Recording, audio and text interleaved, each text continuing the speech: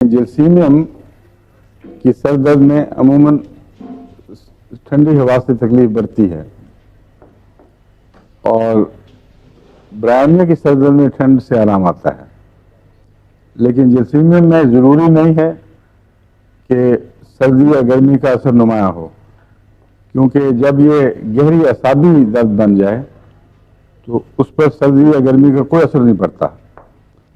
اور جلسیمیم کی درد کو برائمیا کی درد سے مختلف کرنے کا ایک تو نمایاں فرق یہ ہے کہ برائمیا لازماً کسی ایک حصے میں بیٹھتی ہے، گدی کے اندر یا ماتھے پر یا آنکھوں میں، اور آنکھوں میں جب برائمیا کی درد بیٹھتی ہے تو بہت شدید ہو جاتی ہے اور شدید اس میں درد کی لہریں دوڑتی ہیں۔ اس کی وجہ یہ ہے کہ برائمیا کی درد جب آنکھوں میں بیٹھتی ہے تو اس کا تعلق رومیٹزم، وجع مفاصل اور گاؤٹ وغیرہ سے ہے۔ کسی تیز دوا سے ڈاکٹر بعض دفعہ رومیٹک دردوں کو یا جو چھوٹے جوڑوں کی دردیں گاؤٹ کہلاتی ہیں ان کو ٹھیک کر دیں تو آنکھ پر حملہ ہو جاتا ہے، اور سر درد عمومی لیکن آنکھ میں بیٹھنے والی خصوصیت سے وہ مرکز بنا لیتی ہے آنکھ کو، وہاں بہت تیز درد کی لہریں دوڑتی ہیں۔ اور برائمیا کی خصوصی علامت بھی پائی جاتی ہے کہ آنکھ میں ذرا سی بھی حرکت کریں تو یوں بعض دفعہ لگتا ہے کہ نشتر چبھو دیا کسی نے۔ جلسیمیم میں ایسی کوئی بات نہیں ہے۔ جلسیمیم میں درد عموماً سارے سر میں لیکن پیچھے کی طرف جا کر اعصاب میں گردن کے بازوؤں پر منتقل ہوتی ہے، اور اس پہلو سے کوئی مشکل نہیں ہے جلسیمیم کو برائمیا سے الگ کرنا۔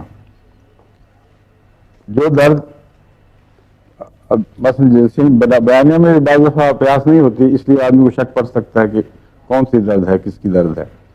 جلسیمیم یہاں سے جائے گی اور ادھر گردن کے بائیں طرف یا دائیں طرف بیٹھتی ہے، اور بعض دفعہ دونوں طرف اعصاب میں پیچھے کی طرف درد اترتی ہے، لیکن ماتھے پر بھی رہتی ہے۔ اور جلسیمیم کی درد کا عمومی تعلق بعض اوقات کی بے قاعدگی سے ہے۔ مثلا رات کو اگر آدمی کو 4 گھنٹے سونے کی عادت ہے اور وہ 5 گھنٹے سو گیا ہے تو اس سے بھی جلسیمیم کی درد چھڑ جائے گی۔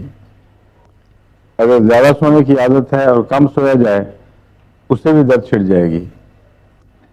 ناشتہ ایک خاص وقت پہ خاص طریق کا کرنے کی عادت ہے، وہ وقت تبدیل ہو جائے یا اس کی شکل بدل جائے، مثلا چائے پینی ہے اس کی بجائے کچھ اور پی لیا جائے، تو جلسیمیم کی جو اعصابی تیزی ہے وہ اس کو محسوس کرتی ہے اور اس کا رد عمل عموماً سر میں درد کی صورت میں ظاہر ہوتا ہے۔